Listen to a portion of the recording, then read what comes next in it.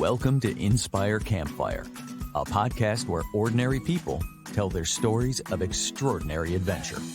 These are campfire stories meant to inspire the rest of us to light the fire within, get outside, follow our dreams, and return to tell our own stories. Ready? Let's strike the match.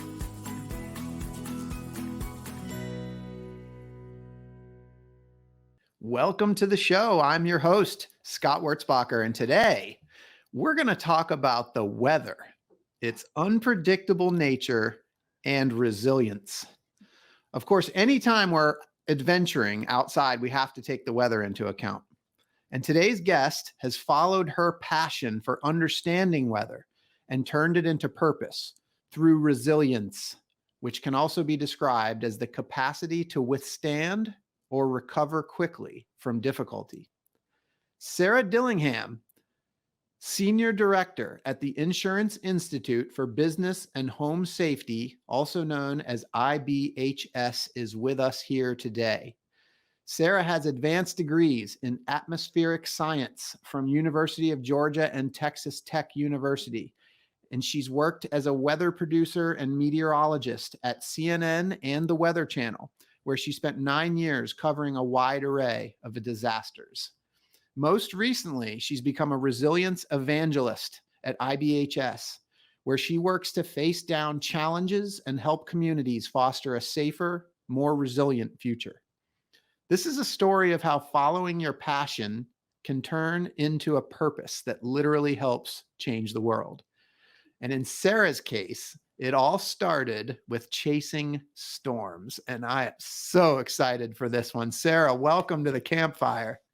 Thanks so much, Scott. I'm so excited when you told me about the kind of guests that you have on this podcast, what we get to talk about. I'm thrilled that I could be able to join and share a little bit of my adventure. I don't really think of myself as an adventurous person, but when you get to talking, I was like, I guess there are some pretty cool things that I'm very lucky to have been able to do. So yeah, thanks for having me. Oh man, I'm calling you out right now, Sarah, because you don't think about yourself as an adventurous person, but I'm looking at you on camera. Some folks are going to be listening to a podcast and not have the video. If you do jump over to the Inspired Campfire website, you can view the video. But what I'm looking at right now is Sarah sitting in front of a picture of a stick net that was placed back in her research days that is staring down a tornado. And it's epic looking. And if that's not adventure, I don't know what the heck is. And so we're going to get into some of that. But Sarah, can we just start right with what it is that you do? Yeah. So thanks so much for that great intro, Scott.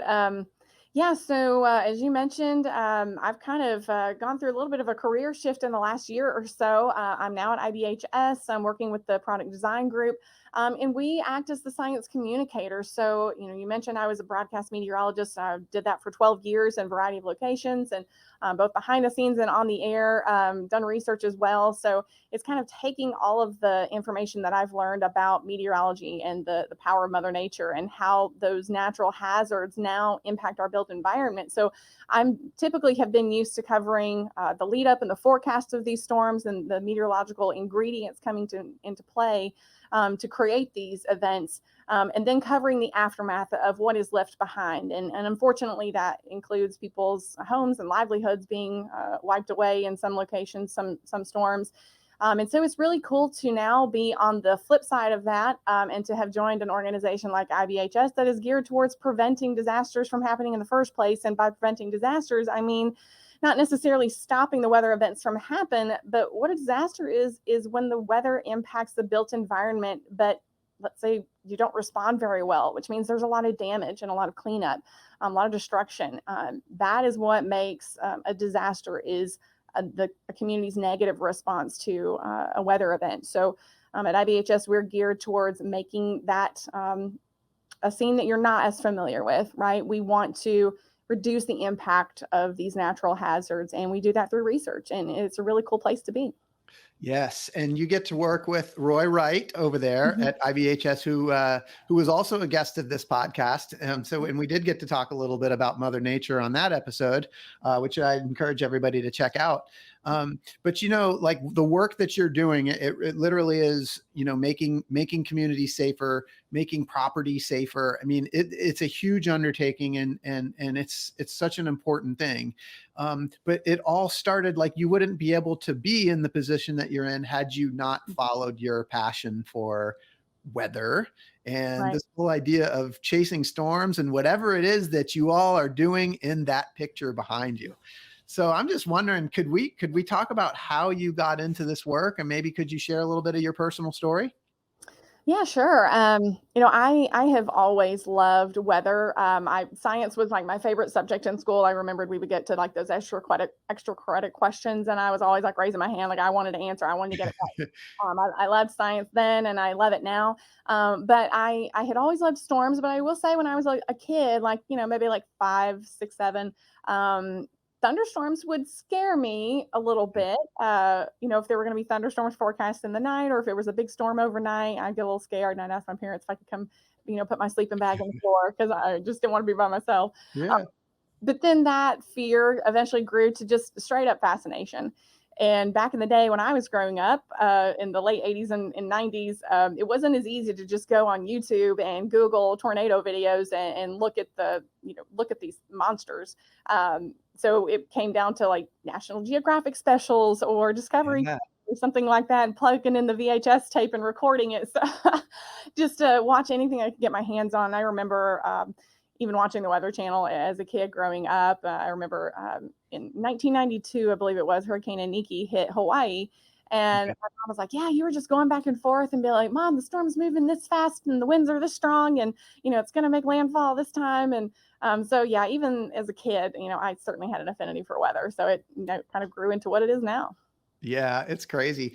I love something that you said. You talked about thunderstorms being scary, and then you used the word. You said it turned into fascination, and I just like Yeah. that. Kind of struck me. That's a great word, fascination. Can you just describe, like, what was that like? How does scary turn into fascination, especially for Um, a child? Yeah, I think maybe it comes a little bit to know with it comes a little bit with education, right? I mean, we know how something can be a little bit scary when it's intimidating and we don't know how it works, we don't understand it. But as you kind of come to understand it, you kind of learn, oh, that's why this happens. This is why this happens, and then you can kind of work through it in your mind to maybe justify, like, okay, this seems scary, but knowing what it actually is, I'm actually safe. Like, knowing. Now, I will say though, in all of these years, even from a kid to now, I don't do lightning.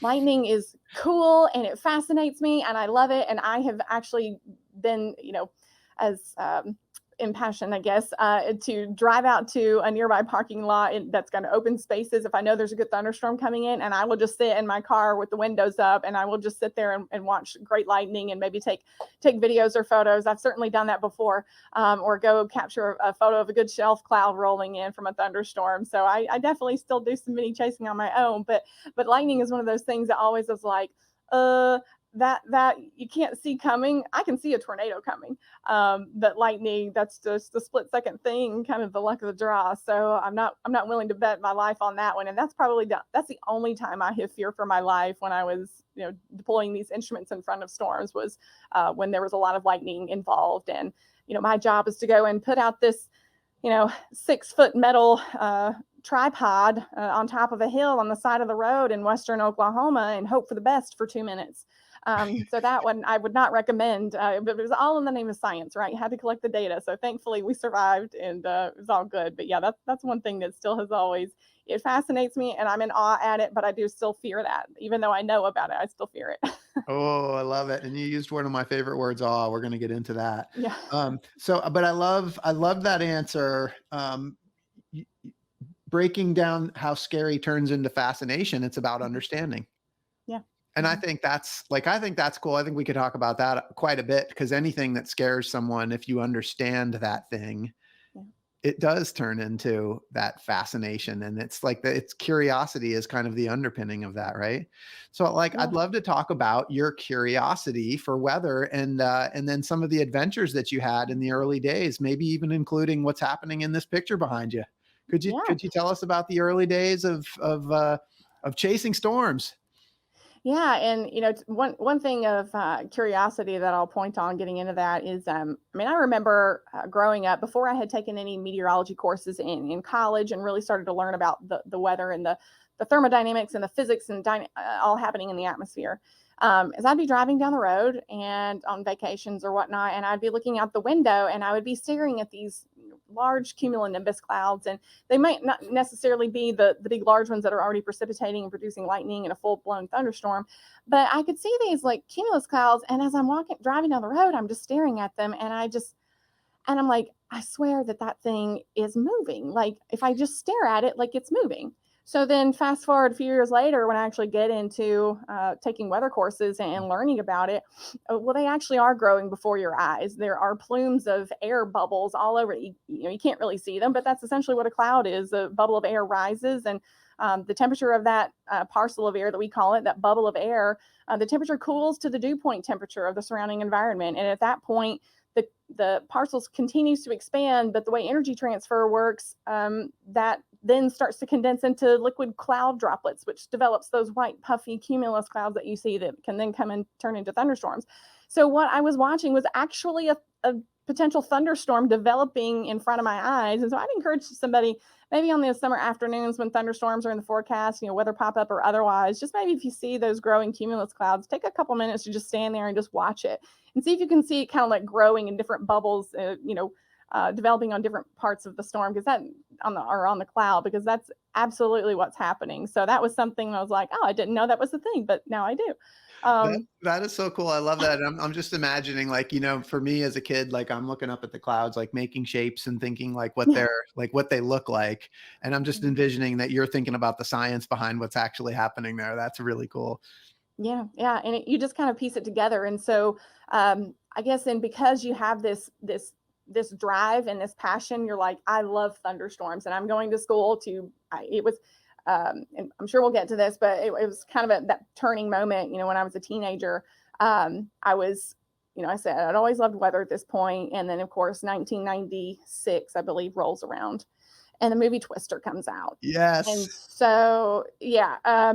So the movie Twister comes out, and I didn't really know the premise. All I saw was, holy cow, there's a movie about tornadoes. I have to go see it.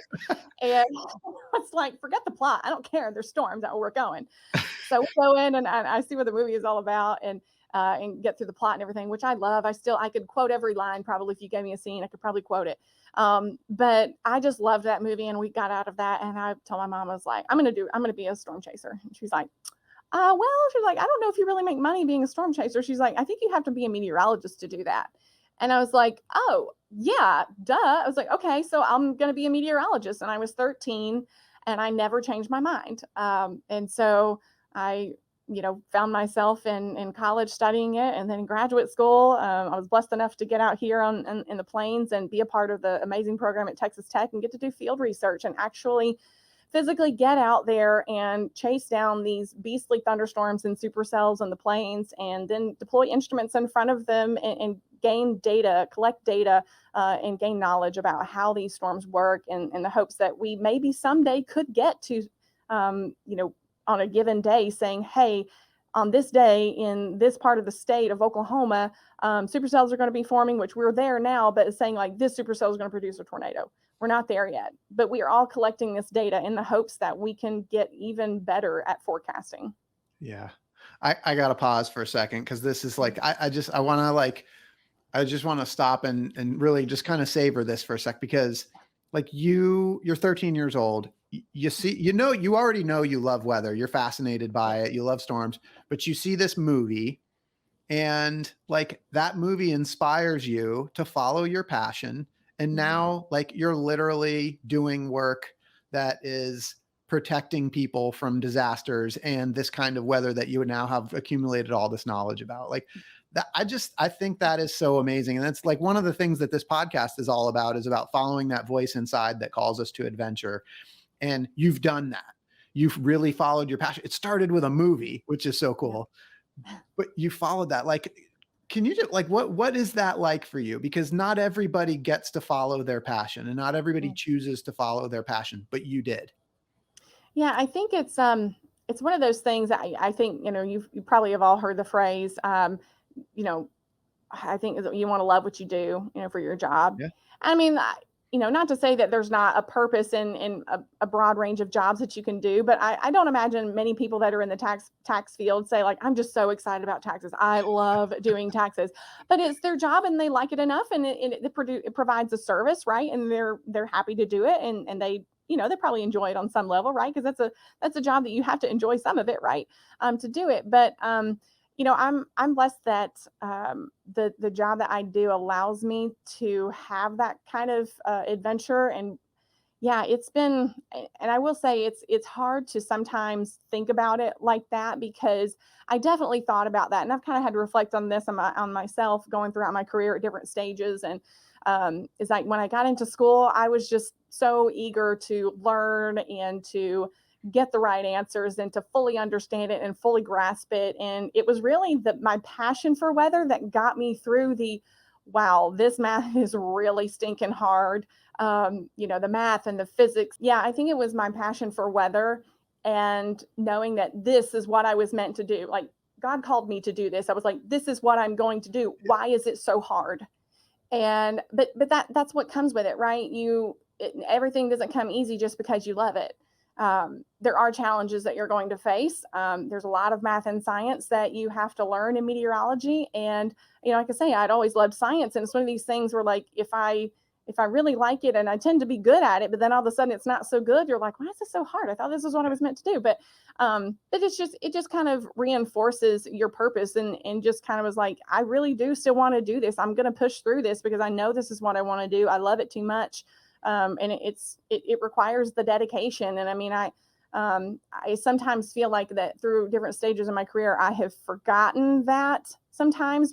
Everybody kind of gets bogged down in the day to day, like, oh, this is so stressful. It's like, oh, I just wish I could go enjoy a thunderstorm and not work these crazy hours at the, news station to cover all these storms. But it's just one of those things that you just kind of have to stop and look back and say, but this is what you set out to do and you're doing it, and just kind of look back at that and appreciate it. So I would encourage people to just take time, and it's so hard, right, to take any time in the world today. Everything moves so fast, but it really does kind of help you reset. And it certainly helps me to reset, to just think about like, wow, I get to do some really cool stuff. And I'm really thankful that of all of the difficult things that I've gone through up to this point, it's all been for a reason to make me better equipped to do the jobs that I'm now called to do. So it's been a process, but it's a good one. And I just don't want to forget to reflect on that. I think that's really wise. And I love how you said that. Essentially what I heard was it was your passion that essentially fueled you to get through the hard work. Mm-hmm. Yeah. That's great. Yeah. Okay. And I guess too, I remembered, it was some car ride with my family, I think. And we may have been driving through the mountains or something on vacation. And I was kind of looking at where I was going to go to school. And, I'm sitting there, I was like, oh yeah, I was like, I'm going to go to the University of Georgia. And, at the time I was like, in my mind, it was like, I'm going to play in the Redcoat Band and I'm going to study weather. And then later I was like, and I'm going to go to grad school and I'm going to chase storms. And, and I just kind of decided, I mean, I know not everybody has that kind of clarity. And that's okay. Sometimes that happens later in life for people. So yeah, I was lucky enough to have it happen early on and kind of stick to that. And that's not to say that you can't change your motivations, because I kind of did, right? I mean, I totally changed my career path and got into a new one. So I don't want people to be discouraged either and thinking like, well, I don't know what I want to do yet, and I'm at this stage of my life and I should know. Well, not everybody does. Not everybody has that epiphany moment. So it's okay if it happens later in life, as long as you're enjoying what you're doing in the moment. Yeah. And I also think it's important that, everything that you do up to that point in your life is going to fuel what comes next. Right. And so like you said, you've pivoted in your career, but it's because of your prior knowledge that allows you to be able to do what you're doing now. And just as a caveat, I believe that there probably are people that absolutely love taxes and are fueled by taxes. They might be, right, to each their own. You never know. It's just not me and it's just not you. But my CPA loves his tax work. I could tell you that for sure. So let's get into Chasing Storms because this is the exciting stuff. So what I want to know is how accurate is the movie Twister, and can you take us on this journey of Chasing Storms? Yeah. Yeah, so it's one of those things where, I love the movie Twister, but there are some things that as you're going through it as a scientist, you're like, okay, well, I know now is like that was wrong or that was misinterpreted. And I will say now the graphics that they used in the movie of Twister, I still think they far outweigh any other tornado type renditions that I have seen in graphics. I know graphics have gotten so amazing in the last couple of decades since this movie came out, but I felt like that crew got it right. Nice. And I still think it's some of the best representations of like close up what like a wedge tornado might look like in the clouded structure that you kind of get around that. But just seeing how they kind of maybe because they did kind of embed themselves. So I mentioned that this project that I was on, this Chasing Storms project, what that was called for short was Vortex 2. It stands for the verification of the origin of rotation in in thunderstorms, I think, in thunderstorms experiment, Vortex. Okay. Vortex, easy. Yeah. So this was the second installation that I was a part of in 2009 and 10, but there was a first one in 1994 and 95. And the Twister production team, they embedded themselves with the first Vortex. So they were actually with the scientists out on the plains trying to capture real footage of severe storms and hail and maybe tornadoes. And unfortunately, that season that project was also somewhat unsuccessful in capturing some tornadoes. So it was a really difficult season as well, much like the 2009 season of the second installment of Vortex 2. And so there was an effort to try and communicate the science correctly, but I think there may have been some a little bit of leeway that they may have taken on some of the scientific principles. Like, for example, if you're familiar with the movie, they're talking about a radar hole, and they're kind of talking about, oh yeah, like our data is incomplete. The storm just disappeared and the tornado disappeared. Like, no, that's not what that is. What that means is, think about a weather radar that you might look at on your phone, your weather app. What you can do is like they have a beam that shoots around, it goes 360 degrees, and it's sending energy back to the particles that are in the atmosphere, in which case it's going to be rain if that's what you're seeing on the radar. But when you get right over top of the radar beam doesn't point up. So there is a little hole right atop where the radar sits on the image that you look at when you see if rain is coming, that's not going to have any data. And that's what we call a kind of a radar hole. It's the cone of silence is what they called it. And that's what the actual term is. Okay. But they call it the cone of silence, as in like, oh, suddenly the tornado is full blown and all of a sudden it just disappears and goes back up into the cloud. That's not what happens. But it was a correct science term. It was just a little play on the interpretation. I think they took a little bit of levity there on that on that one from the movie side, which, whatever. I still love the movie. Didn't stop me from watching it. But just little things like that, you get to watch them, but that doesn't mean I still don't love it. And I would still watch that. I have actually put that on for hours at a time, just playing in the background. It's just background music and just do what I need to do. Whether that be study or do housework, I have been known to do that. I haven't done it in a while, but I have. I love it, folks. We're talking to a meteorologist that drives around in her car listening to the soundtrack of Twister. I mean, that is dedication. That is so cool. All right. So take me out into the field. You're chasing a storm here. Maybe this picture that we're looking at here, like what does that feel like? What is going on? How close are you getting to it? Yeah. So I'll tell you a little bit about how the process works. When we go out into the field, you can do things that are recreationally, that aren't a part of like a scientific experiment. But, if I'm on an experiment like this Vortex 2 project, yes, that was a larger one, but just say if you've got your team, the way you'll start off the morning is you'll have a weather briefing. And that's when you guys kind of get together over breakfast in whatever hotel you manage to find in the middle of the plains. And you're having your little continental breakfast and you're looking at the latest weather models and you're looking for your target area. So what you'll do the night before is you'll kind of keep an eye on the forecast and you'll find a target area that you're going to plan to pursue the next day. And you want it to be within driving distance because I will say, for all the exciting times that you get in storm chasing, there are hours upon hours spent driving in the car and just sitting trying to get there. And then even then it's some sit and wait for the storms to go. So in the morning, you're kind of having this weather briefing and you say, okay, we're heading to My friend will love that I'm using this one. Altus, Oklahoma. That's his favorite chasing area in Southwest Oklahoma. But we'll say, yeah, okay, we're going to head towards Altus and target some storms that are forecast in the high resolution models to form there later today.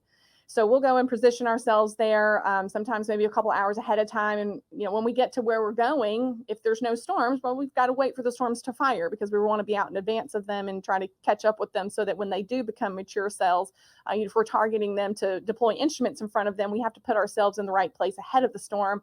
We got to make sure we have a good road network so that, one, we can get in and out safely, and two, that we can deploy our instruments in the right orientation that we want. If we're looking for a specific feature, let's say if we're trying to, what we were doing in this experiment, we're trying to capture what's happening in that area of the storm where the tornado forms, right underneath that mesocyclone, that rotating updraft.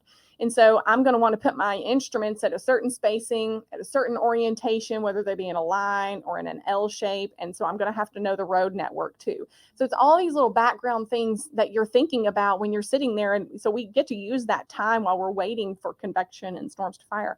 We get to use that time to really map out, what is our plan going to be? And we might start out with we will start out with an experimental plan that we tend to follow. But, sometimes you have to make that meet where you are.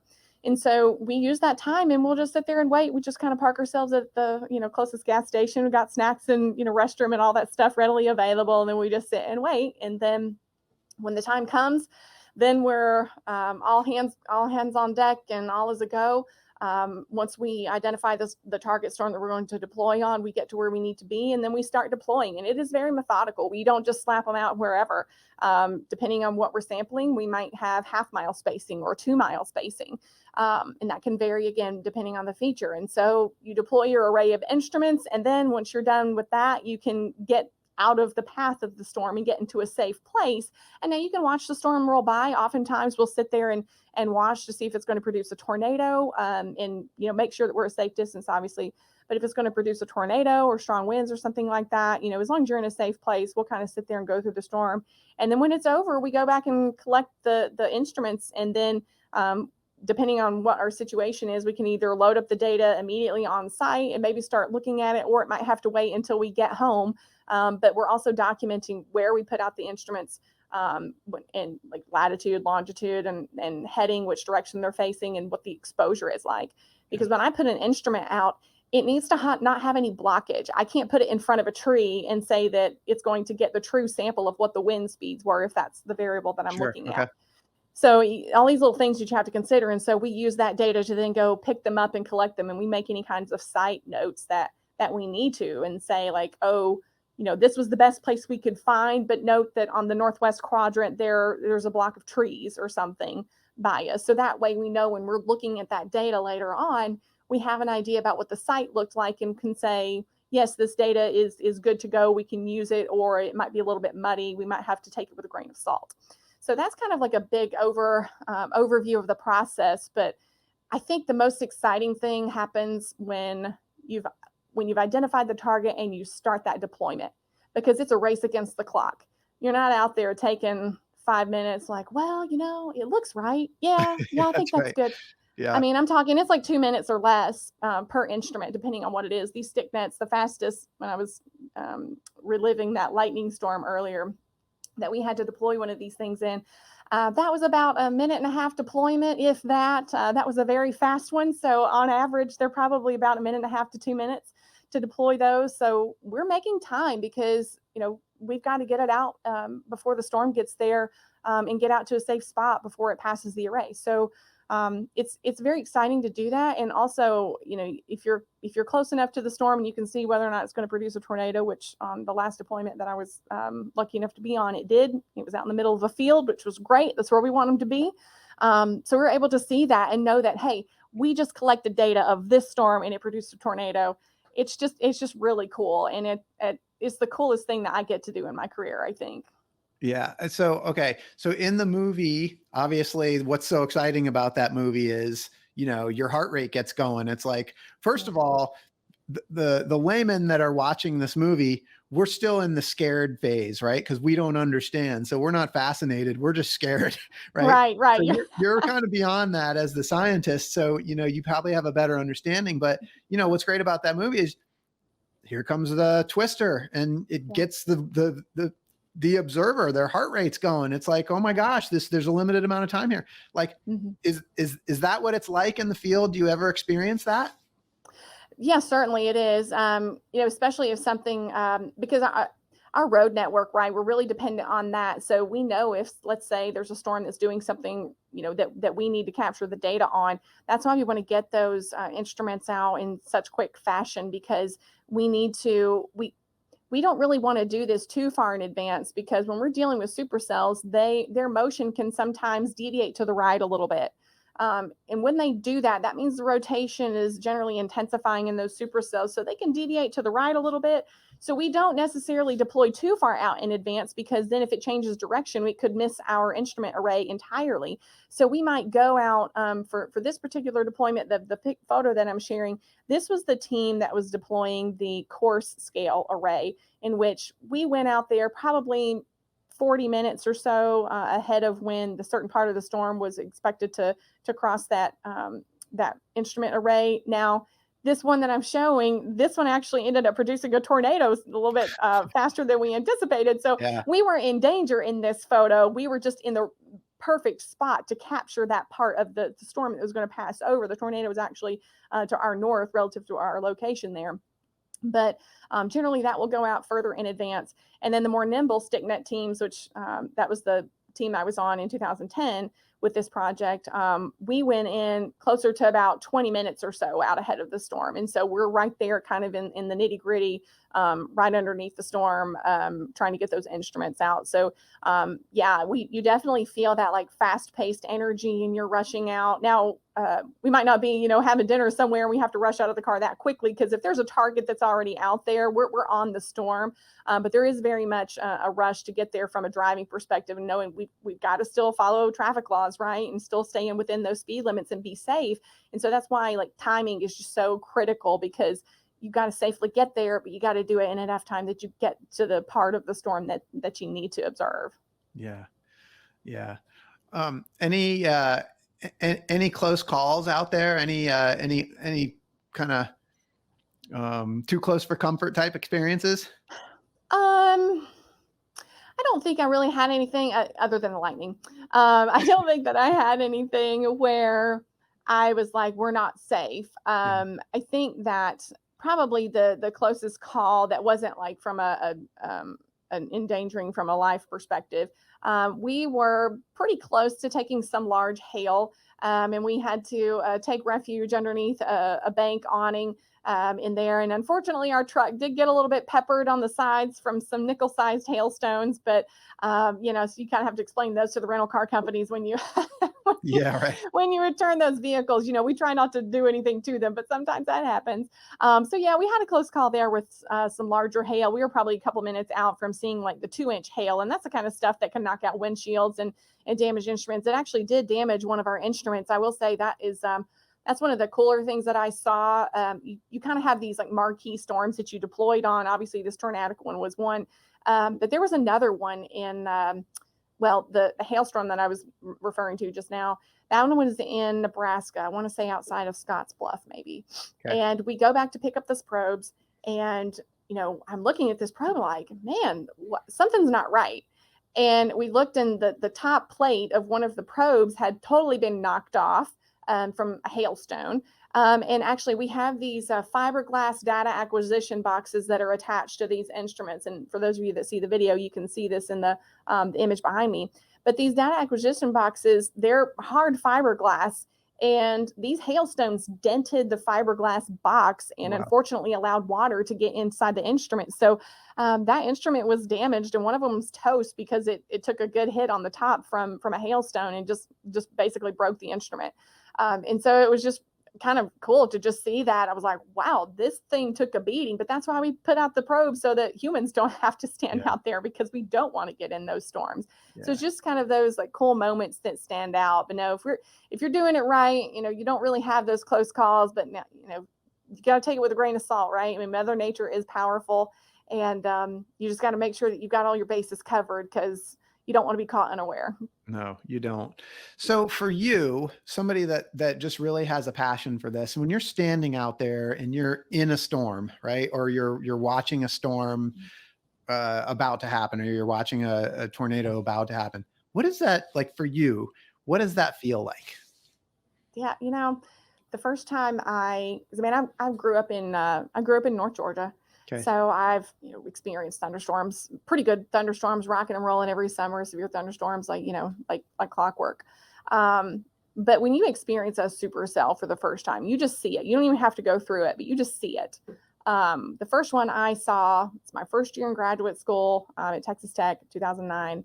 And my office mate and I and another colleague of ours in the department, we had our afternoon free, and there were some storms from the forecast. We're like, hey, let's go chasing. We're like, okay. So we got in the car and we drive 5 hours to Southwest Oklahoma, close to Altus, which I mentioned earlier. Yeah. And this was not a tornado producing supercell thunderstorm. It was just a run of the mill supercell, severe thunderstorm, producing rain, hail, lightning, thunder, wind. But we just sat and looked back at it from afar, and we were in the middle of a field, open plains, no cars around. We were one of the only cars on the road. And we were just sitting there off the side of the road. And you know how when you walk out during a snow event and it's just quiet and almost sounds like a muffled hush over the outdoors? It is the exact same on the plains when it's just you and the wind and nothing else. And the silence can be deafening until you hear the rumble of that supercell, that beast of a storm that like seems to go from this horizon to this horizon. And it's just this rotating beast of a storm. And it's just majestically sitting there with the thunder rumbling. And we actually had the sun that was setting underneath it. So, you got this great contrast of the dark cloud in front of you. And all of a sudden, this bright orange ball just kind of reveals itself underneath this cloud and hits this beam of light. It just shoots out in your eyes and you're looking at this thing. That was probably the most amazing experience I had up to that point in my life, because I was in awe. You talk about that word awe. Yes. I didn't have the words to do. I mean, I'm getting chills now talking about it, but it was just so impactful, and I was just so blown away. I was just like, wow, this is amazing. Like I couldn't believe what I was looking at. Yeah. So and thank you for bringing up my favorite word. And the definition that I love the most for awe is a reverential respect mixed with fear and wonder. Yeah. And I feel like in this case, what we're talking about right now with weather, and especially severe weather, really epitomizes this definition. And I'm just wondering, what is it about weather that causes us to feel that awe? I don't know. I wonder if it's just because it just seems so, right. You think about how, here at our lab today, it's in the low 80s. It's mid-February. It's in the low 80s. It's a beautiful breezy day. But then fast forward later in the summer, and we could have a supercell thunderstorm bearing down on us with 2-inch hail. I know our hail researchers would be interested to see that for sure. We can collect some data there. But I think it's just the fact that you can have such gentleness and beauty from Mother Nature and from the weather, and then also this ferocity on the other end. And I don't want it to go without saying, yes, I'm in awe of the weather and I'm fascinated by it and I think it's beautiful, but I understand that it has a destructive side. Yeah. And I'm grateful that I have not been personally affected by that, but I have seen in my career hundreds and hundreds of people that have been negatively impacted, and that tornado isn't so beautiful to them, right? Because it destroyed their livelihoods. It potentially took family members. So as meteorologists, we kind of have that internal struggle a little bit. We are in awe at the weather and the awesomeness of it, and we get excited when there's a thunderstorm, but we never want to see anything bad happen. That's why we always are like, if you want a tornado, let's go to the plains and see it out in the middle of nowhere where it can't do anything bad. That's what we want to see. We hate it when we have to see and cover these negative events that happen and affect people's lives. But yeah, I think it's just that the shift. It can go this beautiful day, and then you get the ferocious nature of tornadoes or something moving through a town, and I think that is kind of what makes people so impressed and just kind of in awe of the weather itself. Yeah. Well, and when we started out, you talked about going from scary to fascination. Mhm. And maybe we could say that scary and fear are related, right? And Yeah. fascination and wonder are related, and that's awe, right? The fear and the Yeah. wonder. Yeah. And Um, I think too, as long as you can, I think the key thing is that you always need to, especially as a meteorologist, knowing what we know about it, you just have to respect Mother Nature and like respect the weather, I should say, respect the weather, because it can be beautiful and calming and just a gentle, beautiful sunny day. And it can be really bad. So I think it's just having that respect and knowing what it's capable of. And I think sometimes people, because they don't experience severe weather a lot, they might not necessarily have the respect of the damage that it can do. And we try to communicate this through our science and through our education. Even as a broadcast meteorologist, I mean, yeah, we're telling you about the forecast, but we also do the science behind these events, right? Because we want you to understand the weather. We want you to understand why we're telling you the weather is going to be bad, because so many times we've heard people say, I just didn't know it was going to be this bad. I never thought this would happen to me. And you try so hard to make sure that people aren't caught unaware like that. We want people to be prepared. We want people to be educated and understand that the weather can do some really gnarly things that sometimes out of our control. As far as like how, at least how our buildings respond to it. We can control that, which build better, but yeah, I think it's just we want people to know what we know so that they understand the risks that weather can bring. yeah. And I think this is a great point to jump into resilience. So Roy Wright was on this podcast, CEO of IBHS, and I asked him the question about whether the work that you guys do has to do with kind of man versus nature. And he broke Mhm. it down really, really succinctly and said, Mother Nature wins. Yeah. But can we talk about resilience? So we know Mother Nature wins, but what is resilience? Yeah, so like Roy alluded to, I mean, we can't stop supercells from plowing through a town with a tornado. We can't stop damaging winds. What we can do is we can build our homes and businesses and our structures to a level that withstands those forces. And people see these strong tornadoes come through. I mean, understandably, like these EF4, certainly the EF5 tornadoes that come through these high end events, you're going to see some damage from those, even if you've got a resilient structure. Unless you've got some concrete fortress, an EF5 is going to do some damage. But now these EF0, 1, 2, even 3, there are a lot of small tweaks, small mitigations that you can do to a home that can make it withstand those winds much better, to where you might not see half your roof coming off in an EF2 tornado. You might see some lost shingles or some siding that's popped off. Um, so we can mitigate these damage modes, these failures that happen.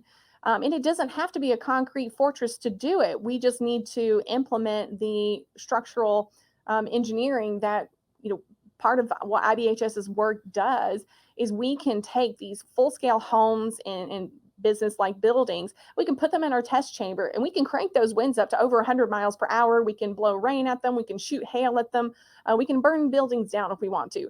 And all of that is just to show what are the vulnerabilities in our buildings that we can build stronger. Like it could be as simple as using a ring shank nail versus a smooth nail, which you might not know of, but a ring shank nail is going to have these little ridges and these rings on it. That's going to help lock those wood fibers in. So when you nail that in, it takes like 2 times the force, I think, to pull it out. So if you think you've got an entire roof that's using these nails, how much stronger is that roof going to be to prevent uplift when wind gets inside your home and tries to literally pop your roof off?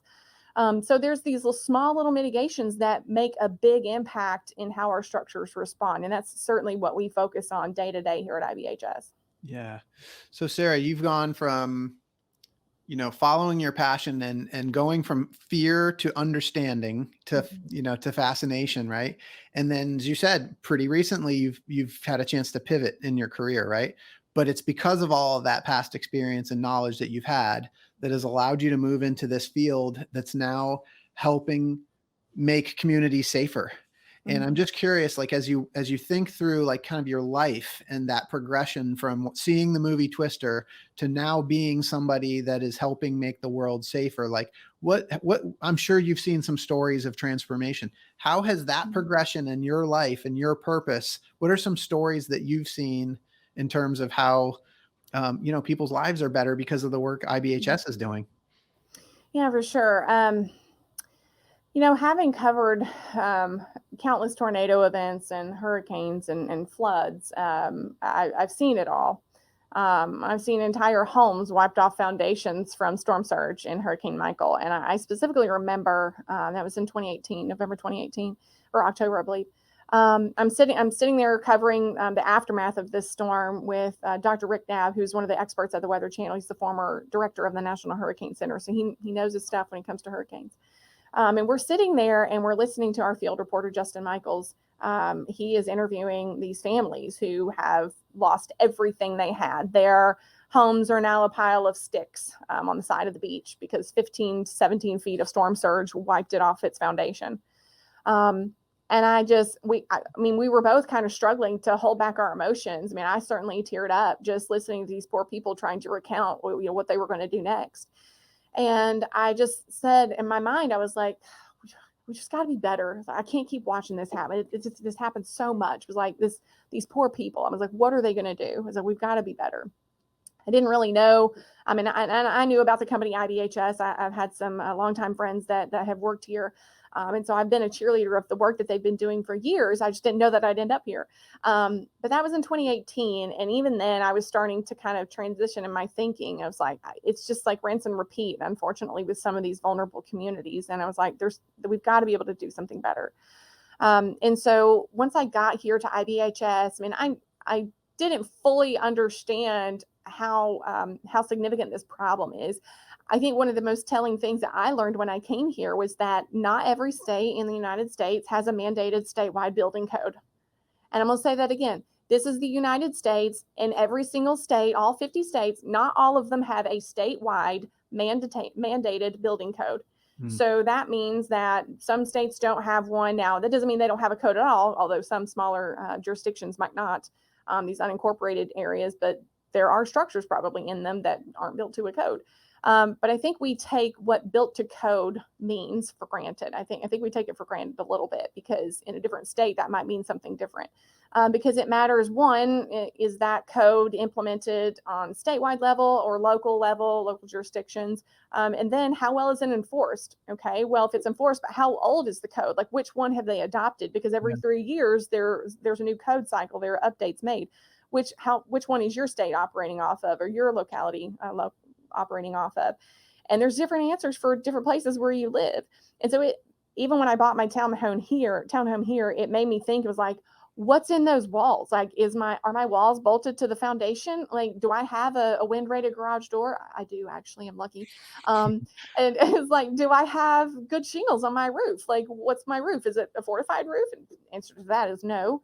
But it's just all these questions that you didn't know to ask. And I just took it for granted because all these townhomes were built in 2014. So, they're good, but I don't know what the code is here. I'd never looked at it before.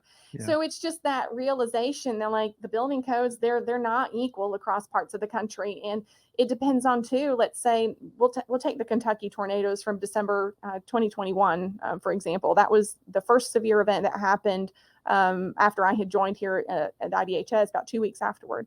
And we ended up doing a show for our insurance members on that one. And I got to kind of dig into the damage that had occurred. So this was unique because I got to see the storm now from my broadcast meteorologist side, who had covered this for more than a decade.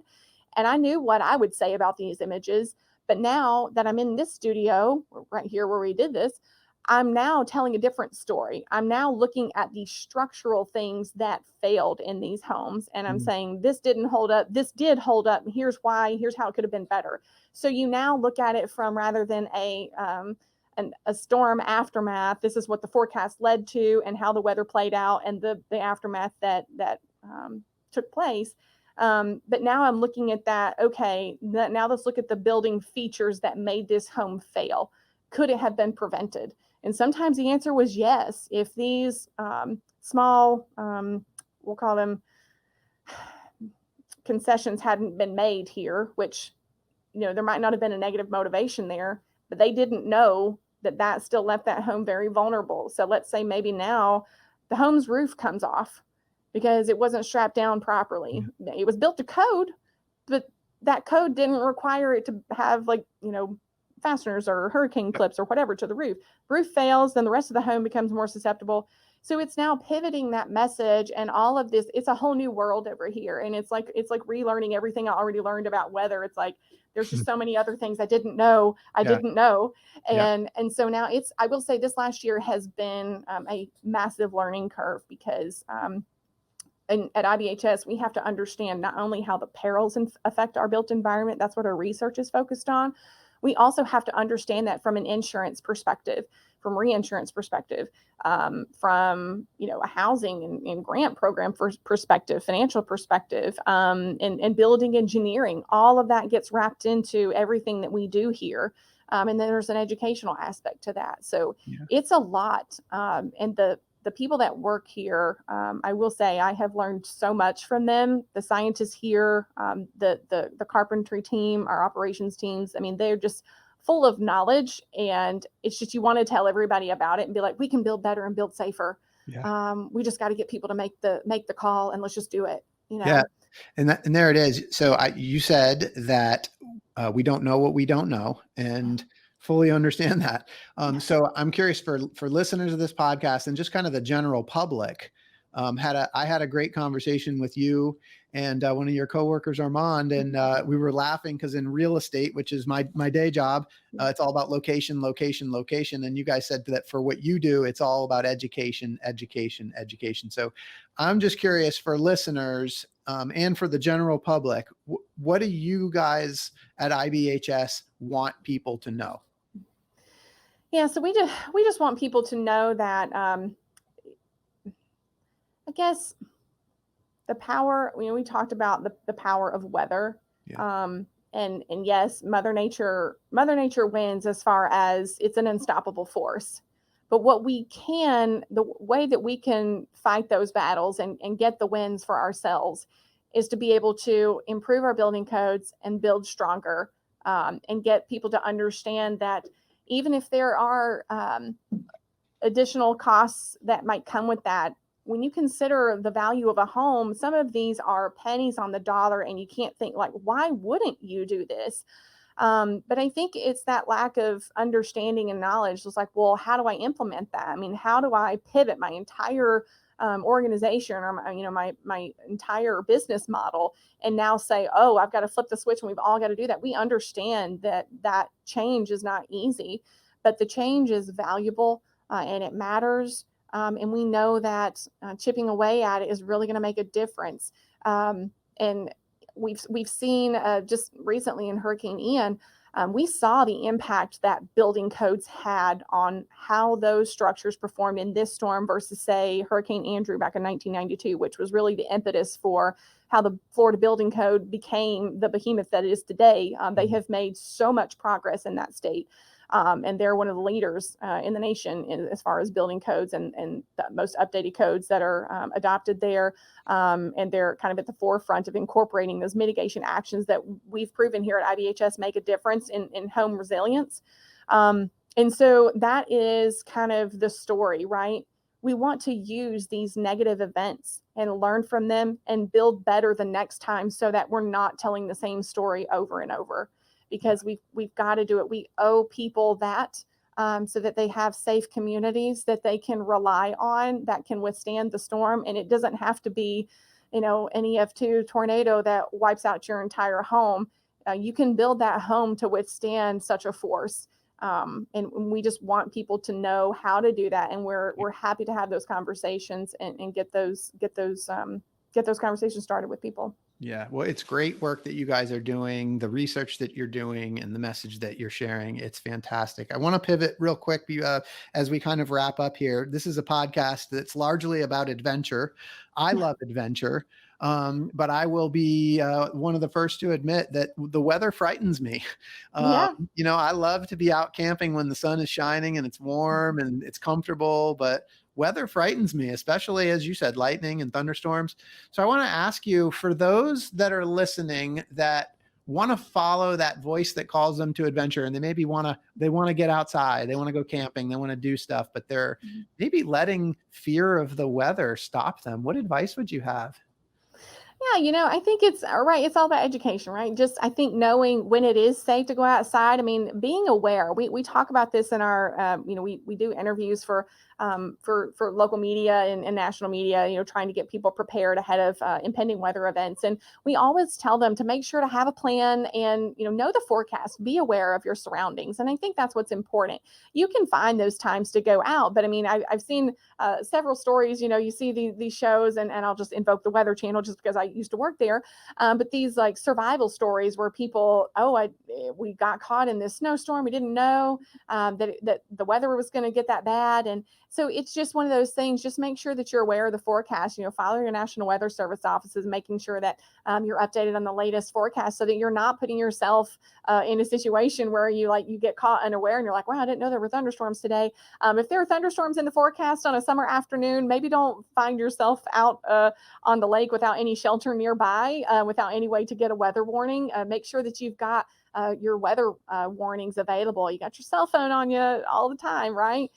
So make sure you've got those apps that are working, and just make a plan, right? Have supplies, have some snacks and things that in case you get in trouble, you've got something to kind of rely back on. But just being aware and having a plan, that's probably the best thing. Don't let the weather keep you inside.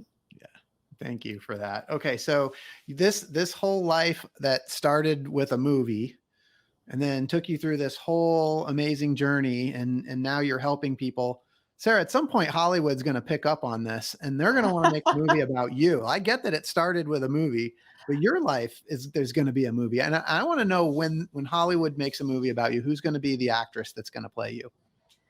I thought about this one. And I'll say this. I think that, well, first of all, you mentioned Twister 2 earlier. I did hear that this is in the making and there has been a director. Don't think I've not reached out to this guy multiple times volunteering to be in this movie, because I have. So if Twister 2 happens, and if you're listening, I'm still up for that, by the way. But I would say, because I've had this comparison made about me, now it's a character, the actor that plays the character, but I would say Helen Hunt.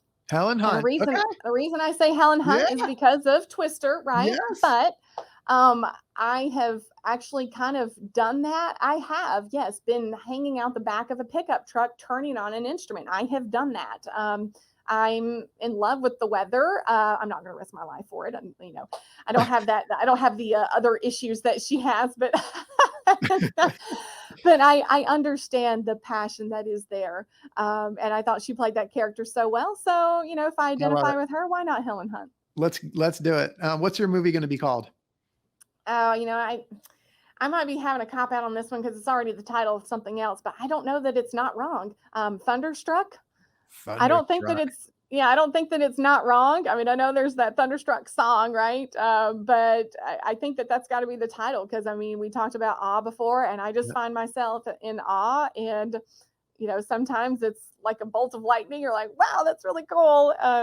So yeah, I would say Thunderstruck is probably what I would call it. Man, I love the passion. I'm getting chills. Thunderstruck, starring Helen Hunt. I am definitely going to see that movie. It's going to be amazing. And I suspect that some 13-year-old is going to see that movie and be inspired and then go on to save the world. It's going to be incredible. So I hope so. It all comes full circle. Sarah, if people want to find out more about you, IBHS, the work that you guys do, what's the best way for them to get a hold of you? Yeah, you can find me on the social media. I'm on Twitter and at Sarah Dillingham. I can't remember my Instagram name yet. I want to say I'm Sarah D Weather or something like that. I changed it since I was on at IBHS. But then you could also reach out to me on email at sdillingham@ibhs.org, and I'll get your questions answered. Hopefully, if you got anything you want to know about IBHS or my career, or how you can get involved in this kind of stuff too, I'm happy to share that knowledge. Oh, thank you so much for showing people what happens when you follow your passion and how you can turn your passion into purpose. This was such a fun conversation. And for those listening, I hope you have been inspired today as much as I have. I hope that Sarah's story has encouraged you to listen to the voice inside that calls you to adventure, because we want to hear your story next. If you have a story to tell or just need a nudge to create one, please send me an email. We'd also appreciate it if you'd help us spread the word by leaving a review and sharing or tagging Inspire Campfire in your social media. And until next time, I want to encourage you to get outside. Thanks for listening. Sarah, thank you so much for being here. This was awesome. Thanks so much for having me, Scott. This was a lot of fun.